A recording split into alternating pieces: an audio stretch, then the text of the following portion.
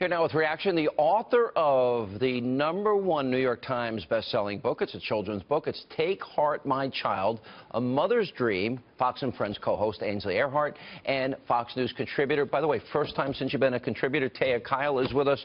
Honor to have you both back. #1 New York Times bestseller. Thank you. She's the hero. You know that. Okay. All right, you both are heroes. Congratulations to both of you. Thank you. Why can't they just be honorable and say, okay, he's the guy of the year? Yeah. Now, they always say for good or bad, okay, he's not Adolf Hitler. It's not the divided states of America. It's the United States. We have a few differences, but it's always been that way. Yeah, we've always had differences. I mean, that's part of being free and having different opinions. Usually we're one group with differing opinions, and we're still the same one group. Nobody's seceded. You know, nobody's really leaving the country. California's on the verge. They talk about it, right? I mean, Texas has talked about it too, but if they actually do it, we'll see. That's a whole other thing. I mean, there's one thing to throw a tantrum and say something extreme, which brings me to my other point, and that is that people have a voice now. With the internet and social media, everybody can be extreme. We have 315 million, plus people, and everybody gets that voice. I think when I'm at Walmart, when I'm in airports, when I'm in public all across this country with everyday people, we are not divided.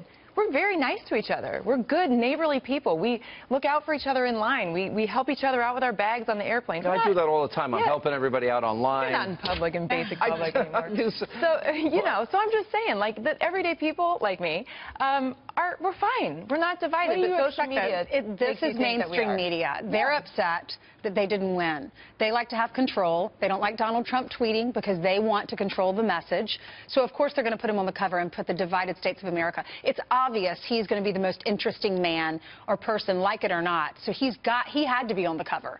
Everyone would have been blasting them if they hadn't put him on the cover. But in order to put him on the cover, they had to take a shot at him. He said it was rude, or he said it was snarky on the Today Show. I was asking some people who voted for him what they thought, and they said they're not surprised by it, but this is a slap in the face. They said that President Obama is the one that's divided the country, that ISIS wasn't even part of our country, that hits home for you, before President Obama took office, that companies were moving to Mexico. He's not even president yet, and he's already creating jobs or keeping carrier here in the country. You grew up in South Carolina. You worked there in television. You worked in Texas on television. When you were on my radio show, when we were talking about your book, you talked about this other country. Well, people in the middle, in what we call the flyover states. Right. People in middle America, in the South.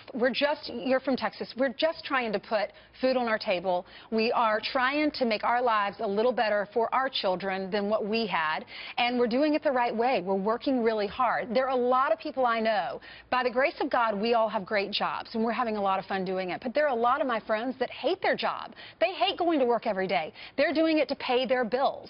And Donald Trump is giving them a voice. It is not an elite group in Washington. It is not big city New York or big state California that's controlling this anymore. New York, L.A., San Francisco. But look at the rest of the map. Right. It's mostly red. Right.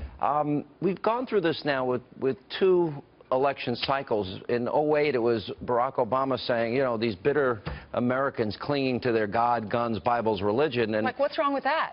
Well, that's me. That's who I am. So, or irredeemable deplorables that Hillary Clinton used. It shows such a deep contempt. They're sick of it. And these same media people, they're all part of that establishment and that crowd, and they're all the ones that were surprised. I was not surprised by the outcome.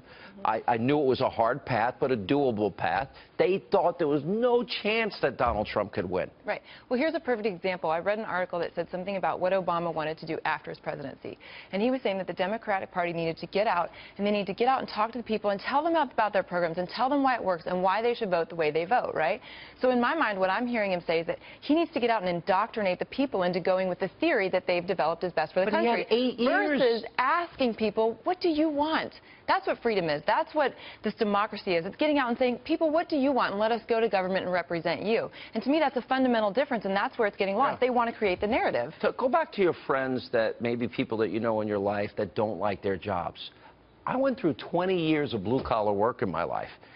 It's not that I didn't like it. I like this a lot better. Right. But it's hard, and the average American has been struggling for 8 years, and I can't cite a single economic statistic that shows Obama's been successful. Yeah, I mean, I have friends that want to have big families, and they can't because they can't afford having more than 1 or 2 children.